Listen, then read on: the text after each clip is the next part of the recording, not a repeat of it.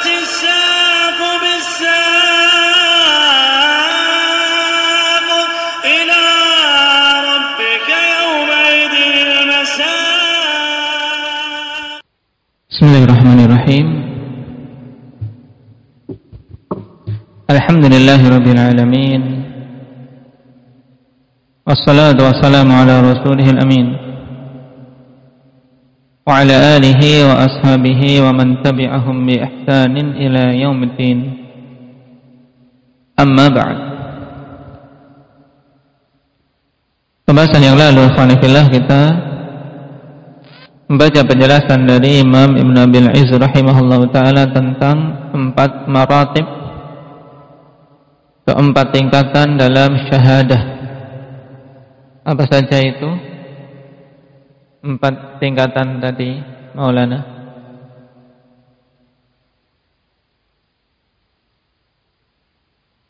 Yang pertama ilmu, yang kedua takallum, yaitu mengucapkan apa yang dia persaksikan. 3. Al-i'lam, memberitahu orang lain tentang apa yang dia persaksikan. Yang keempat,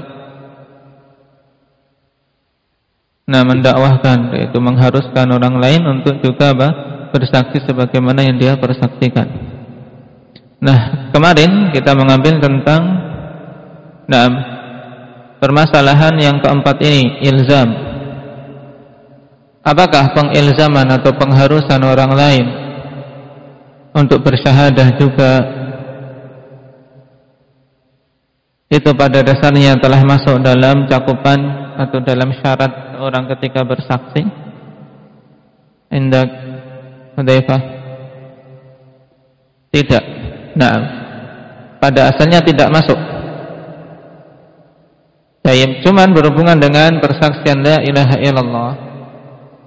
Seorang mempersaksikan la ilaha illallah, kelazimannya dia harus apa?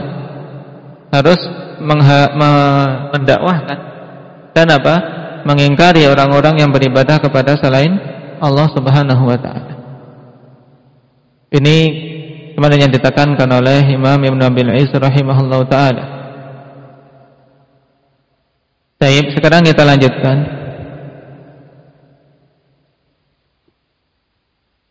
Qala wa aidha, apa kitabnya aidan? Indah Ridwan. Tayyib diirab sebagai maf'ul mutlaq. Senantiasa dia sebagai maf'ul mutlaq dari fi'il adha, dan sampai lupa. Dan juga falafdzul hukmi wal qadha yusta'malu fil jumlatil khabariyah wa yuqalu lil jumlatil khabariyah qadiyah wa hukm. Ya, untuk jumlah khabariyah dikatakan qadiyatun wa hukmun. Wa qad hakama fiha bikadza. Juga ikhwan, lafaz hukum dan lafaz qadha itu digunakan dalam suatu kalimat pengkhabaran. Dikatakan untuk suatu kalimat pengkhabaran dengan istilah qadiyah atau hukum. Ini secara lugawi. Ketika seorang mengatakan dia mengkhabarkan pada perkara ini dengan demikian-demikian, bisa mengatakan waqad hakama fiha bikadza. Apa dalilnya? Qala ta'ala ala innahum min ifkihim la yaqulun waladallahu wa innahum lakadzibun. Astafal banati 'alal banin ma lakum kaifa tahkumun. Syahidnya apa? Ma lakum kaifa tahkumun. Bagaimana kalian ini? Bagaimana kalian bisa menghukumi demikian? Maksudnya apa? Mengkhabarkan apa yang disebutkan di depan. Dan Allah katakan di depannya, ala innahum min ifkihim la yaqulun. Ketahuilah sesungguhnya termasuk di antara kedustaan mereka, mereka mengatakan Allah memiliki anak, waladallah.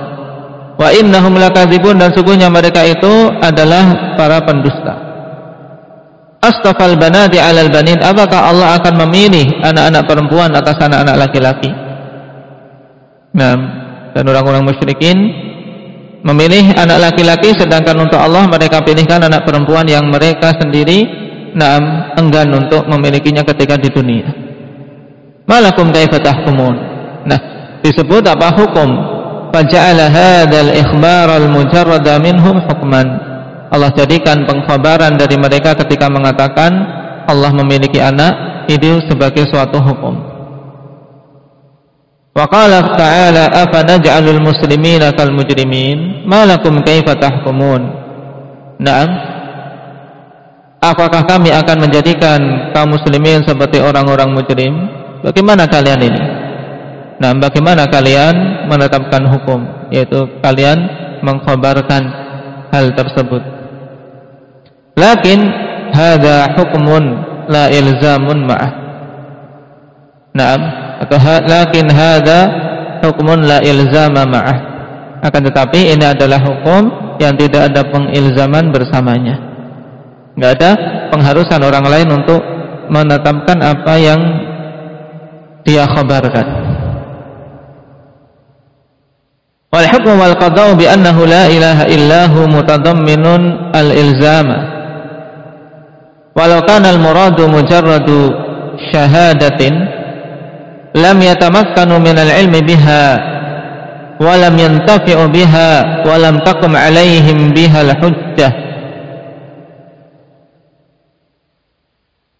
Naam, hukum dan qada' bahwasanya tidak ada ilah yang hak untuk diibadahi kecuali Dia, terkandung di dalamnya ilzam, terkandung di dalamnya pengharusan orang lain, yaitu orang lain harus meninggalkan sesembahan selain Allah. Kenapa? Walau kana al-muradu mujarrad syahadatin, kalau seandainya saja yang diinginkan itu hanya sekedar persaksian, naam, lam yatamakkanu min al-ilmi biha, tentu mereka tidak akan mampu untuk bisa mengetahuinya. Walam yantafi'u biha, dan tentu mereka tidak akan bisa mengambil kemanfaatan dari persaksian itu, dari ketetapan bahwasanya tidak ada ilah selain Allah. Walam takum alaihim bihal hujjah, dan tidak akan tegak atas mereka dengan sebab itu hujjah. Bal qad tadammanatil bayanu lil ibadi. Bal qad tadammanatil bayana lil ibadi wa dalalatahum wa ta'rifahum bima syahida bih. Bahkan persaksian la ilaha illallah telah terkandung di dalamnya penjelasan untuk para hamba. Ketika mempersaksikan la ilaha illallah, di sini penjelasan bahwasanya tidak ada ilah yang hak untuk diibadahi kecuali Allah. Wa dalalatahum, dan apa penunjukan kepada hamba agar mereka beribadah pada Allah semata. Wa ta'rifahum bima syahida bi, dan pemberitahuan tentang apa-apa yang dia persaksikan dengannya, bahwasanya ilah yang haknya hanya Allah saja. Kama anna syahida minal ibad idza kanat indahu syahadatun wa lam yubayyinha fal katamaha lam yantafi biha ahadun wa lam takum biha hujjah. Nah, kondisinya ikhwan, kalau seandainya tidak ada pengilzaman, berarti apa? Seperti seorang yang bersaksi dari kalangan manusia ini, nah, apabila dia memiliki suatu persaksian dan tidak menjelaskannya, tapi dia menyembunyikannya, tentunya apa? Tidak akan ada orang yang bisa mengambil kemanfaatan dan tidak akan tegak hujjah dengannya, ya tidak. Seorang menyaksikan suatu pembunuhan, misalnya suatu pembunuhan, dia saksi, lihat jelas, tapi dia menyembunyikannya. Nah, menyembunyikannya, tidak mau bersaksi dalam masalah ini. Tidak ada seorang pun yang bisa mengambil kemanfaatan, ya tidak. Nah, pihak hukumah yang berkewajiban mencari siapa pembunuh tidak akan tahu, karena saksinya menyembunyikannya, dan tidak akan tegak hujjah dengannya. Oleh karena itulah pada persaksian la ilaha illallah, walaupun pada asal semua asal persaksian secara umum tidak ada kewajiban orang lain untuk menerimanya, paham? Tapi untuk persaksian la ilaha illallah, di situ ada ilzam, ada pengharusan orang lain. Nah, jika kita mempersaksikan la ilaha illallah, kita juga mengharuskan orang lain untuk apa? Untuk mengakui bahwasanya tidak ada ilah yang hak kecuali Allah, dan untuk meninggalkan semua ilah selain Allah Subhanahu wa taala. Naam. Yarhamukallah. Wa idza kana la yantafi'u biha illa bi bayaniha fa huwa subhanahu qad bayyanaha ghayatal bayani bi turuqin thalathah. Dan apabila persaksian la ilaha illallah tidak akan mampu manusia mengambil kemanfaatan dengannya kecuali dengan menjelaskannya, maka sungguhnya Allah telah menjelaskan dengan puncak kejelasan, dengan 3 jalan atau melalui 3 jalan, as-sam'i wal basari wal aqli. Nah, sekarang kita masuk pada pembahasan penjelasan Allah Subhanahu wa taala bahwasanya tidak ada ilah yang hak kecuali Dia. Dan Allah Subhanahu wa taala jelaskan tentang hal ini, ikhwan, dengan kejelasan yang sangat gamblang dari semua metode-metode yang bisa mendatangkan kejelasan, melalui metode sama', yaitu dengan ayat-ayat Al-Quran yang diturunkan, ataupun basar dengan penglihatan, di mana mereka melihat secara jelas apa yang ada di jagat raya ini, dan juga secara akal. Baik. Amma sam' adapun pendalilan secara sam'i. Apa yang dimaksud dengan sam' di sini? Alif. Al-Quran ataupun sunnah. Maksudnya fa bi sam'i ayatihil matluwah. Maka itu dengan mendengarkan ayat-ayat yang dibacakan. Nah, ayat al-matluwah istilah yang lain untuk al-ayatus syar'iyyah. Karena ayat-ayat Allah ada 2 jenis, ayatun kauniyah dan ayatun syar'iyyah. Ayat kauniyah ini yang juga dikenal dengan ayat matluwah, ayat yang dibaca, yaitu Al-Quran. Naam.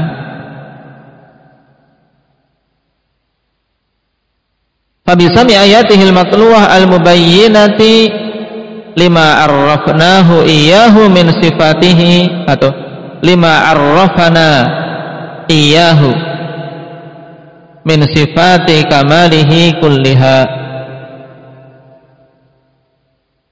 Naam, dengan mendengarkan ayat-ayat yang dibacakan yang menjelaskan perkara-perkara yang arrafana iyyahu, yang Allah beritahu kita terhadapnya. Jadi arrafa yu'arrifu ta'rifan, berarti fa'ilnya siapa di sini? Fa'ilnya siapa? Ahmad? Allah. Nah, Allah Subhanahu wa taala beritahu kita iyyahu, maksudnya apa?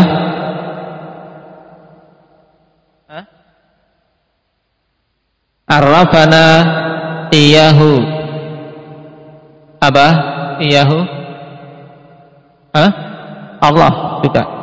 Yaitu tentang yang Allah beritahu kita tentang dirinya. Naam. Jadi Allah Subhanahu wa taala beritahu kita tentang Allah Subhanahu wa taala berupa apa? Sifat-sifat kesempurnaannya secara keseluruhan. Kenapa? Karena kalau Allah tidak memberitahu tentang sifat-sifatnya, ya kita tidak tahu. Paham? Naam, min sifati kamalihi kulliha al-wahdaniyati wa ghairiha. Naam, berupa sifat-sifat kesempurnaan secara keseluruhan, sifat keesaan dan yang lainnya, ghayatal bayan, dengan apa? Puncak penjelasan yang sangat gamblang. Ghayatal bayan maf'ul mutlak dari apa? Al-mubayyinah, jauh, ya kan? Al-mubayyinah ghayatal bayan. Nah, kalau sudah sampai sini antum nahwunya harus ya betul-betul digunakan. Fa bi sam'i ayatihil matluwatil mubayyinati ghayatal bayan. Ini kalau mau diringkas, dengan mendengarkan ayat-ayat yang dibacakan yang menjelaskan dengan apa? Puncak kejelasan, Menjelaskan tentang apa? Menjelaskan tentang perkara yang telah Allah beritahu kita tentang dirinya berupa sifat-sifat kesempurnaan. Paham sampai sini? La kama yaz'umuhul Jahmiyah wa man wafaqahum minal Mu'tazilah wa mu'attilati ba'dis sifat. Tidak seperti yang disangkakan oleh orang-orang Jahmiyah. Dan siapa saja yang mencocoki mereka dari kalangan Mu'tazilah dan Mu'attilah terhadap sebagian sifat. Mu'attilah tiba di sifat yang dimaksud di sini akhwanifillah, yang mereka menolak sebagian sifat dan menetapkan sebagian sifat yang lain, seperti orang-orang Asy'ariyah dan yang lainnya. Asy'ariyah, Kullabiyah, Maturidiyah masuk. Dan Jahmiyah telah kita lewati, mereka kaum pengikut Jahm bin Safwan. Baik. Dan ditegaskan oleh Khanifillah bahwasanya kibarul Jahmiyah kuffarun bil ijma'. Baik. Menukilkan tentang kafirnya Jahmiyah Imam Al-Lalikai rahimahullah ta'ala dalam syarah usul i'tiqad ahli sunnati wal jamaah dari sekian ratus ulama. Oleh karena itulah pemimpin mereka dihukum mati. Seperti siapa? Jahm bin Safwan dihukum mati. Siapa yang menghukum mati?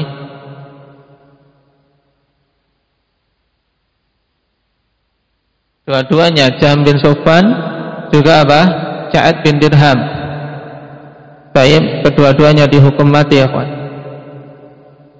Diingat lagi.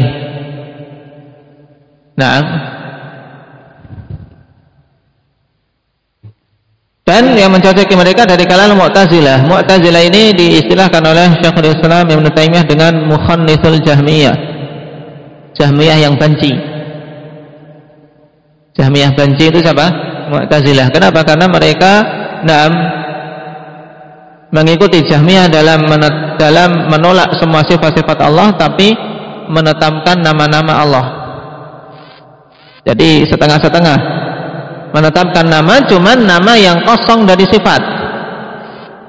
Ya, kalau Jahmiyah gentle di atas kebalik, gentle di atas kebatilan, menolak semua nama-nama dan sifat-sifat Allah. Makanya diistilahkan orang-orang Mu'tazilah itu mukhannithul Jahmiyah. Diistilahkan Syekhul Islam Ibnu Taimiyah rahimahullah. Bencinya Jahmiyah. Baik.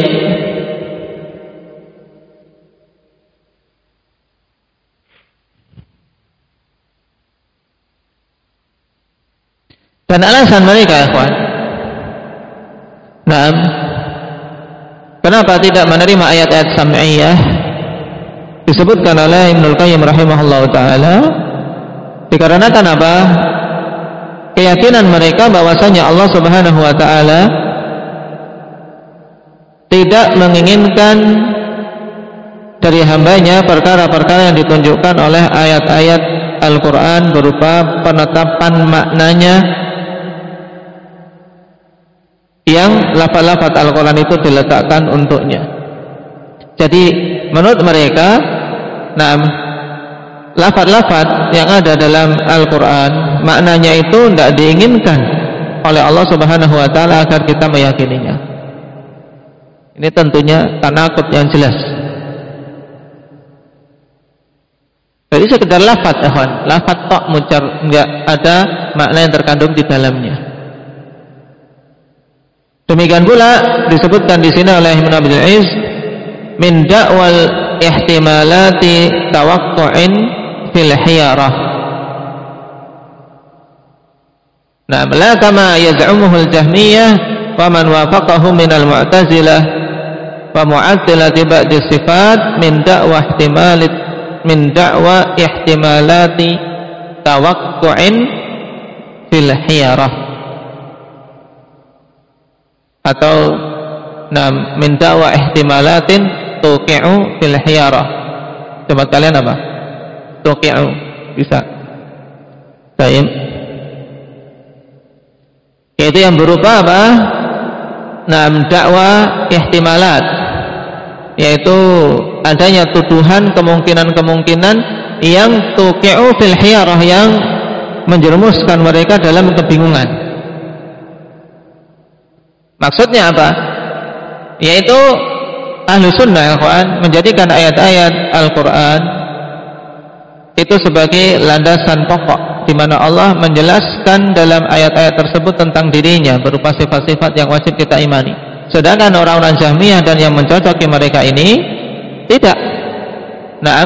Dengan alasan apa? Karena di sana ada kemungkinan-kemungkinan yang akhirnya menjerumuskan mereka dalam kebingungan. Tunafil bayan alladhi wasafa Allah bihi kitabahul aziz wa rasuluhul karim, yang bertentangan atau yang meniadakan penjelasan yang Allah Subhanahu wa taala telah sifati dengannya kitabnya yang mulia, dan rasulnya juga telah mensifati penjelasan tersebut. Kama qala ta'ala hamim wal kitabil mubin.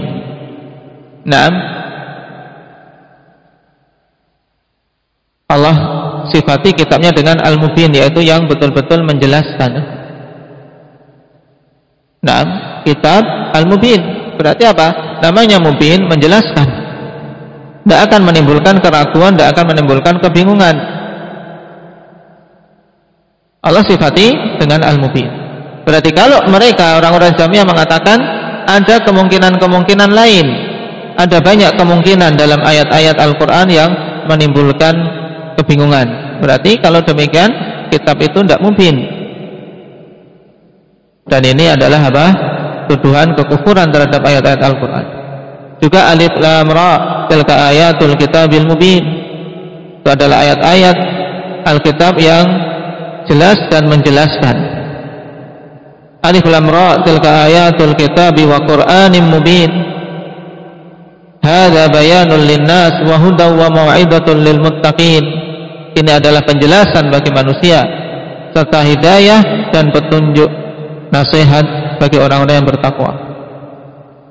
Fa'lamu annama ala rasulina al-balaghul mubin, juga apa? Berarti wa rasulahu ya kan. Tunafil bayan alladhi wasafallahu bihi kitabahul aziza wa rasulahul karima. Yang keyakinan Jahmiyah tersebut apa? Akan meniadakan perkara yang Allah sifati dengannya kitabnya yang mulia dan rasulnya yang mulia. Karena apa? Kitabnya disifati dengan mubin dan rasulnya juga disifati apa? Sebagai penjelas yang mubin. Fa'lamu annama ala rasulina al-balaghul mubin, ketahuilah bahwasanya atas rasul kami al-balagh al-mubin, memberikan penjelasan yang jelas. Wa anzalna ilaika dzikra litubayyana lin-nasi ma nuzila ilaihim wa la'allahum yatafakkarun, dan kami turunkan kepadamu Muhammad az-dzikr, yaitu Al-Qur'an, agar engkau menjelaskan kepada manusia apa-apa yang diturunkan kepada mereka, agar mereka berfikir. Dua ayat pada Al-Maidah dan pada An-Nahl ini mensifati Rasul dengan apa? Dengan mubin, ikhwan, sebagai pemberi penjelas. Demikian pula ayat di surat Al-Imran dan Al-Hijr serta Yusuf dan Zukhruf yang disebutkan sebelumnya, ini untuk mensifati Alkitab yang disifati dengan Al-Mubin. Wa kadzalika sunnah ta'ti mubayyinatan atau muqarriratan lima dalla alaihi al-Qur'an. Demikian pula as-sunnah, dia datang sebagai penjelas dan penetap perkara yang ditunjukkan oleh Al-Qur'an, menjelaskan dan apa? Menetapkan, menyetujui hal-hal yang telah ditetapkan dalam Al-Qur'an, ditegaskan kembali dengan as-sunnah. Baik.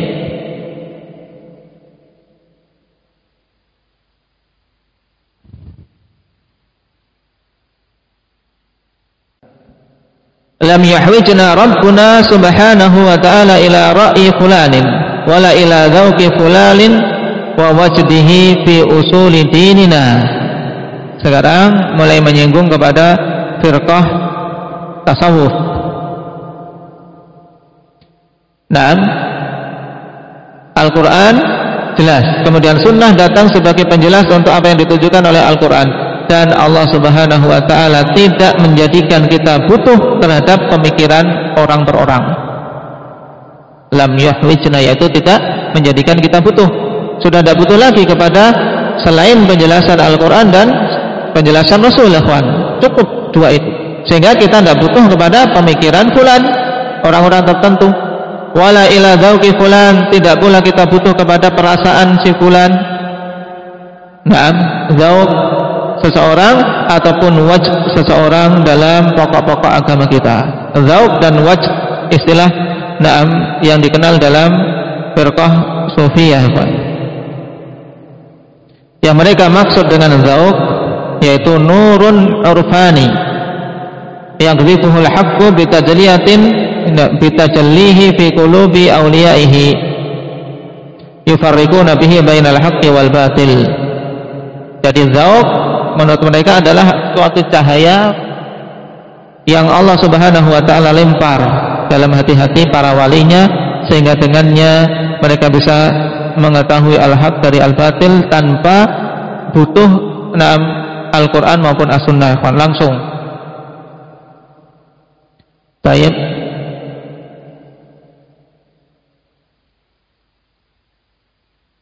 Dan ini tidak syak merupakan apa? Kebatilan. Bagaimana? Nah, itu was-was dari syaitan. Bagaimana seorang mengetahui kebenaran tanpa perantara Al-Quran dan Sunnah? Adapun al-wajdu, na'am, huwa ma yusadiful qalba wa yaridu alaihi bila takallufin wa tasannu', yaitu sesuatu yang muncul tiba-tiba dalam hati tanpa butuh na'am usaha yang sulit. Gitu. Tiba-tiba muncul bersitan dalam hati sesuatu yang muncul, itu wajib. Nah, sehingga kita tidak butuh dzauq, tidak butuh tadi orang-orang yang mengandalkan perasaan, mengatakan dapat wangsit, dapat ilham langsung dari Allah Subhanahu wa ta'ala tanpa butuh wahyu. Naam. Kenapa? Karena sudah dijelaskan semua dalam Al-Quran dan Sunnah. Walihada najidu man khalafal kitab wa sunnah mukhtalifina muqtaribin. Oleh karena itulah kita dapati orang-orang yang menyelisih Alkitab dan Sunnah saling berselisih dan mereka muqtarib, yaitu goncang. Nah, pendapatnya tidak pernah kokoh, Pak. Saling bertolak belakang. Maka perhatikan firqah-firqah yang ada, mulai dari Jahmiyah, Mu'tazilah, semuanya mereka apa? Pendapatnya goncang, enggak karuan. Karena memang setiap yang menyelisih Al-Quran dan Sunnah mesti akan terjatuh dalam ittirab, akan kebingungan sendiri. Fal qad qala ta'ala al-yawma akmaltu lakum dinakum wa atmamtu 'alaikum ni'mati wa raditu lakumul Islam dinan. Allah telah katakan, pada hari ini aku sempurnakan bagi kalian agama kalian, dan aku sempurnakan atas kalian nikmatku, dan aku ridha bagi kalian Islam sebagai agama kalian. Fala yahtaju fi takmilihi ila amrin kharijin 'anil kitab was sunnah.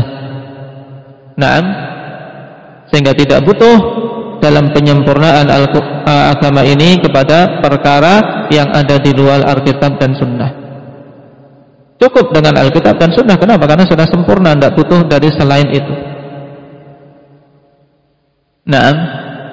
Wa ila hadzal makna asyara Syekh Abu Ja'far At-Tahawi fima ya'ti min kalamihi min qawlihi la nadkhulu fi dzalika muta'awwilina bi ara'ina wala mutawahhimina bi ahwa'ina fa innahu ma salima fi dinihi illa man sallama lillahi azza wa jal wa li rasulih sallallahu alaihi wa ala alihi wasallam.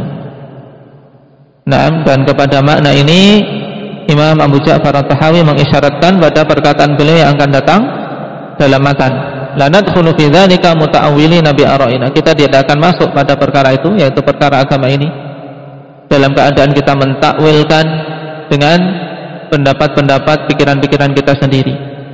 wala mutawahhimina bi ahwaina, dan juga tidak menduga-duga dengan hawa-hawa nafsu kita. Kenapa? Fa innahuma salima fi dinihi illa man sallama lillah azza wa jalla wa li rasulih. Karena sesungguhnya tidak akan ada orang yang selamat di dalam agamanya kecuali orang-orang yang menyerahkan diri kepada Allah dan kepada Rasulnya. Dan ini kalimat hak. Oleh karena itulah siapa saja yang ingin selamat, dia harus menyerahkan perkara agamanya kepada zat yang menetapkan syariat, yaitu Allah Subhanahu wa taala, dan makhluk yang diutus untuk menjelaskan syariat ini yaitu Rasul kita Muhammad sallallahu alaihi wasallam. Nah, ini penjelasan secara global tentang dalilus sam'. Ini kaidah pokok, ikhwan. Beliau menjelaskan tentang dalil sam' yang apa? Yang menjelaskan tentang la ilaha illallah. Beliau tidak menjelaskan tentang ayat-ayat na'am fa'alam annahu la ilaha illallah dan seterusnya, tapi beliau menjelaskan pokok pendalilan bahwasanya Al-Qur'an adalah dalil yang menjelaskan. Paham di sini? Beliau sekarang yang ingin disentuh dan ingin ditegaskan tentang na'am bagaimana tariqatul istidlal. Kenapa? Karena itu yang ingin diruntuhkan oleh ahlul bidah seperti Jahmiyah dan yang lain, untuk kita tidak menjadikan Al-Quran sebagai dalil. Makanya beliau tegaskan bahwasanya Al-Quran adalah dalil pokok dengan ayat-ayat tadi, bahwasanya Al-Quran itu sifatnya mubin. Itu maksudnya. Barakallahu fiikum, naktafi bihadza, subhanakallah.